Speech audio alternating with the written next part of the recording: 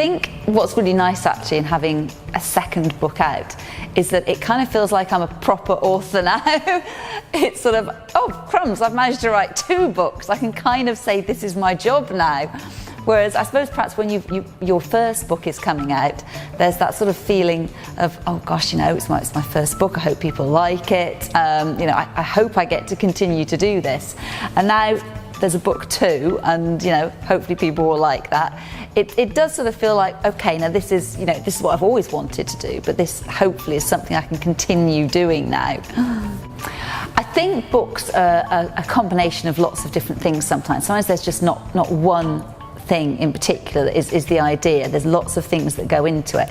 So with Annie Thorne, obviously I'm a huge Stephen King fan, but I'm a fan of a lot of dark fiction, and one of my favourite pieces of short fiction as well inspired a Stephen King book, and that's one of my favourite Stephen King books. And I'm not going to say what it is for fear of giving too much away about this, but there was a theme within that I'd always been interested in writing about, in a different way, doing it in my way. But also I used to live in an area of the UK. I grew up there where there used to be a lot of mines, and I went to school in a pit village, as we called them, that had grown up around the mine. Then of course when all the pits were closed after the strike, a lot of those villages became quite deprived and quite isolated. And then when I was a dog walker, I used to walk over what used to be an old mining site, and something about it always felt very barren.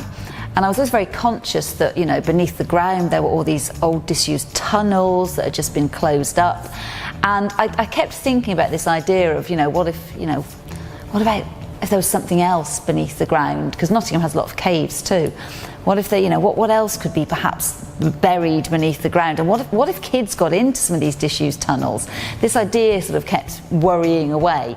And I sort of eventually had an idea to put all those elements together that seemed to work, and also a very closed community, a pit village where people are very, suspicious of outsiders, is a good setting for a mystery or a horror novel, I felt too. So, and also, I wanted to have a creepy child in the book too. I'm a big fan of creepy children, so I was determined to work that in. I think book 2s are scarier than book 1s in a way, because when you write your first book you have absolutely no expectation. You don't know if anybody is going to read it, it may never see the light of day, and obviously I was very lucky that book 1 was so well received, so there was pressure then for book 2, because you don't want to let people down. All the people that have enjoyed your first book, you want them to love the second book too. But I was quite fortunate because I'd actually started writing Annie Thorne before the Chalkman even.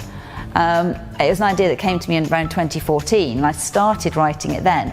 But then I got a bit stuck. I wasn't quite sure which direction I wanted to go in. And then I had the idea for the Chalkman, and I wrote that. But I always wanted to come back to this other idea. So I think I was quite fortunate that I had something there I wanted to work on. So I didn't have to sit there and stare at a blank page and go, oh, right, okay, what do I write now? I had something to work on, and I think that made it easier. Thank you for saying I looked young. That was really nice, thank you. I don't know. I didn't settle in my 20s. I had a lot of other stuff going on, and I wasn't in a place where I could sit down and finish a book. And so even though I'd always written as a child and as a teenager, I kind of let it go for a while in my 20s. And then, as I said, it wasn't until I was in my 30s I really sat down and tried to write a book. But then, like a lot of authors, I got rejected soundly over the course of many years. So it wasn't sort of by design that I didn't, get published until I was 46. It was more that, nobody wanted to publish me. So, I'd love to have been published earlier, but it just didn't happen. But I am a big believer in things happening for a reason. Sometimes something just happens at the right time for a reason. And it feels like it's the right time now. But it would have been great if I'd written my first book and someone had snapped it up straight away, but sadly that didn't happen. I'm currently editing my third book, and I can tell you it's called The Other People. And you know, once again, it follows. It's not a straight psychological thriller. It has some, you know, different aspects, like, you know, The Chalk Man, like The Taking of Annie Thorne. I'm not really interested in writing just a normal psychological thriller. I like a bit of weirdness, some other strange stuff going on. The basic premise was that it came to me when I was stuck in traffic behind a car one night. The character in the book, Gabe, is driving home from work one night, and he's stuck in slow-moving traffic, and he's following this rusty old car that's kind of covered with bumper stickers, and he's just staring at this car, and then in the rear window this little girl's face appears and mouths just one word at him: Daddy, because it's his little girl in the back of this strange car and she shouldn't be there. And then the traffic speeds up and the car drives away, and he tries to follow it but loses the car. And that was the starting point for the mystery, really, of what goes on. You know, we rejoin Gabe 3 years later when he's basically become obsessed, and he spends his days and nights in this old camper van driving up and down the motorways searching for the car that took his little girl, or so he believes, because everyone else believes his daughter is dead. And there are lots of other things going on. We don't really know what happened to her, which we gradually find out as the story progresses. But there's also a lot of other things going on. There's a girl lying in a coma somewhere, or we think she's lying in a coma somewhere.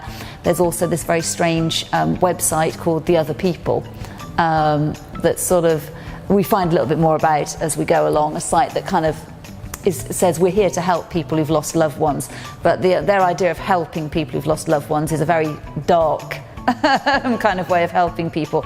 So there are many elements, and I really pushed myself with book 3. I wanted to write something a little bit different. It's not written in first person. There are several different characters whose stories become entwined, and I wanted to write something that had even more twists and turns and surprises than the first 2 books, and kept surprising readers again. So you might think you're starting off reading just a psychological thriller, but again it goes to some very different places. So I'm quite excited about book 3. The last book I bought, actually, I'm trying to think, because I'm in the lucky position that people send me lots of free books, which is really nice. The last book I read was a proof of a new book by the author J.P. Delaney, The Perfect Wife, which I absolutely loved.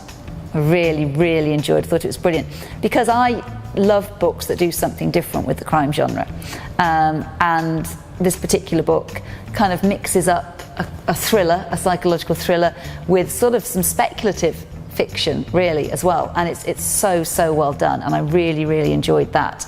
And the last book I bought, or I had bought for me actually, would have been quite probably the Stephen King, the last Stephen King book that my partner bought me, which I have lined up to read after I finish my edits on book 3. But I've promised myself I can't read it until I've finished my edits. It's my treat at the end of my edits, so I'm looking forward to that. What would I take? I would take my first edition that was bought to me as a present of Christine by Stephen King. That was an absolutely lovely present that someone bought me, so I'd definitely take that. What else I would take? Oh, crumbs. It's funny actually, because I'm not a person who's into possessions. I would have to take my laptop probably, because it's got all my writing on it. I really wouldn't want to lose that. And one other thing, what would I take? Oh gosh, I'm not a big collector or keeper of things as such, so what would I take? Oh God, I could be all day thinking about this one. Maybe something my little girl had made me, maybe something like that, maybe one of her most precious toys. Actually, I'd probably take one of her precious cuddly toy, wouldn't I, because she wouldn't forgive me if I left Uni Unicorn. So yeah, so I'd have to take my Stephen King, my laptop, and Uni Unicorn, which is my little girl's favourite soft toy. Sure, she'd never let me forget about it. Full of adventure.